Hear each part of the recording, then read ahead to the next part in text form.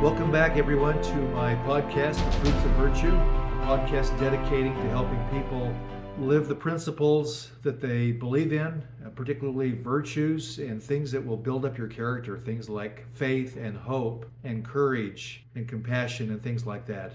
We've talked thus far about two things. We've talked about number one, developing a spiritual or a religious practice. When you do that, you have better mental health, better physical health, and you have community, which provides lots of support. The second thing we talked about was the vision board and affirmations. And when you do that each day, your mind will change. You'll be more positive, you'll be more optimistic, you will begin to achieve the goals and dreams that you really desire. Number three is having an object that will have meaning to you. It's a symbol, something that will help you hold on when you're struggling. So that issue could be needing more hope in your life, and needing more courage, needing more faith, becoming more loving or more forgiving. So I've assembled a few objects together. I'd like to go through a few of those just to give you an example of what you can do. You can have this object on your desk, on the kitchen table, in your bathroom, in the vanity, on the mirror, or have it nearby. Sometimes people will put a picture on the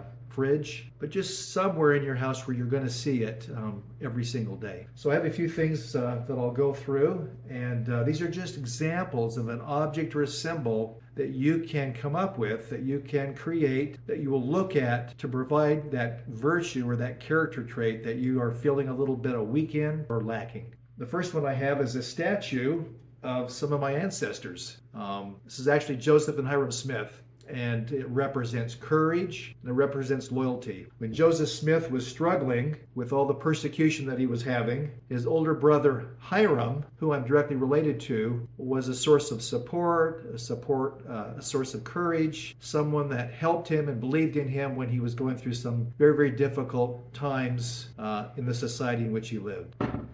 Sometimes people have a coat of arms. This is a coat of arms for Beck. Obviously, it's a mug that people use for beer. I don't use my coat of arms, which is the Harris coat of arms, but for some people that provides some pride, and it provides just a belief in oneself.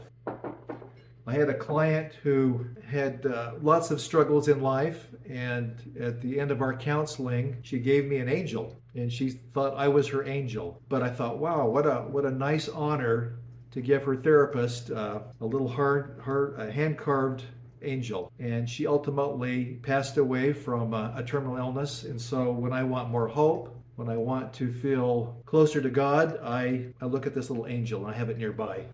The next one is a glass heart that's carved. Looks like kind of a diamond and a heart at the same time. This is an award I received. It represented compassion in the organization. And so if I need more love and more compassion in my life, I need to serve more, or I need to have more love for myself, that heart is a good representation for that. Loving yourself and loving and having compassion for others.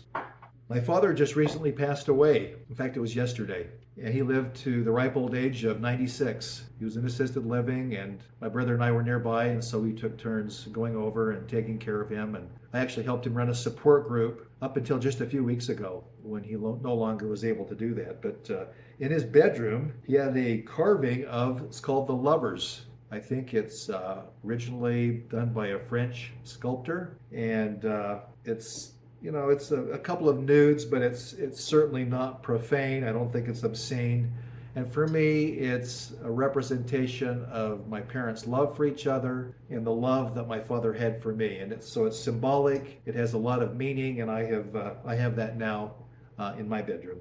I showed you the rock, I think, in a previous video. This is a three-faced rock, and it's a representative of a problem that you might have and the solution.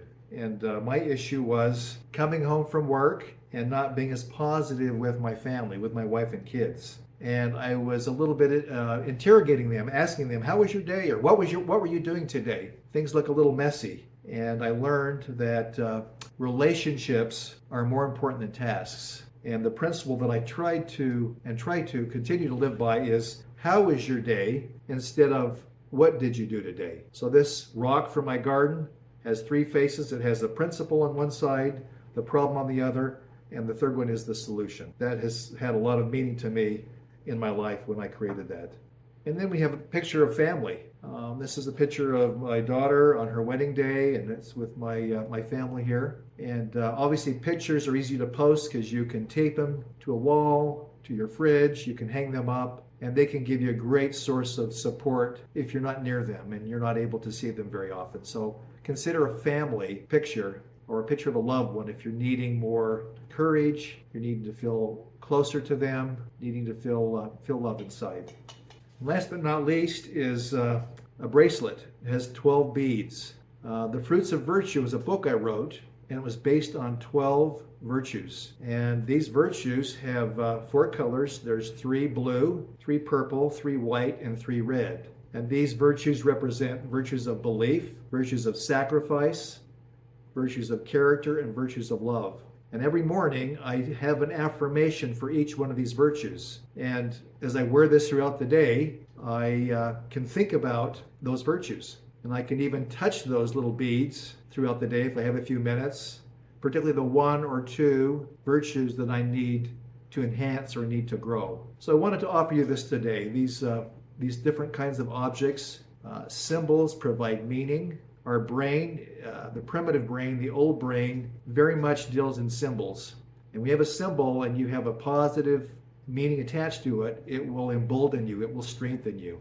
So I offer this to you as an idea of something that you can do along with developing a spiritual or religious practice. For some, it may be going back to church or exploring a community, a spiritual community that will strengthen you and help you. It's developing that vision board that we talked about last time, and then creating an object that will help you to feel good about yourself and will remind you of your goals and the things that you're intentionally striving to achieve and become. I hope you have a great week. I hope you'll share this with others. If this is beneficial, please subscribe to my channel. And again, all the best to you, and God bless.